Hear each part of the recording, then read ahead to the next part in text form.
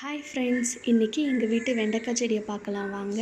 இங்கே பாருங்கள் எவ்வளோ நல்லா வளர்ந்துருக்குதுன்னு. இதை சுற்றி நிறைய புல் முளைஞ்சிருக்கு. அதெல்லாம் க்ளீன் பண்ணலான்னு தான் இப்போ வந்திருக்கோம். இங்கே பாருங்கள் எவ்வளோ புல். இது எல்லாத்தையும் இப்போ க்ளீன் பண்ணியாச்சு. க்ளீன் பண்ணதுக்கப்புறம் தான் செடியை பார்த்தா தெரியுது எவ்வளோ வளர்ந்துருக்குதுன்னு. க்ளீன் பண்ணதுக்கு முன்னாடி பார்த்தப்போ ரொம்ப சின்ன செடியாக தெரிஞ்சுது. பாருங்கள் எவ்வளோ நல்லா வளர்ந்துருக்குன்னு. ஒரு 10 செடி கிட்டத்தட்ட ஊனி வச்சேன். அதில் இந்த ஒரு குச்சி மட்டும் இலையே வரலை.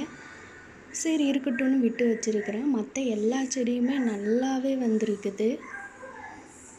பாருங்கள் இலையெல்லாம் எவ்வளோ பெருசு பெருசாக இருக்குன்னு.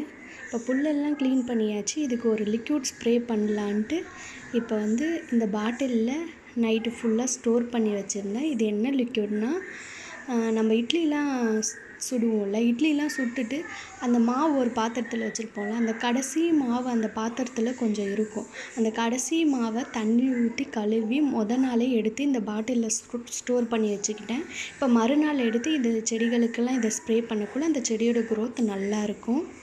பாருங்கள்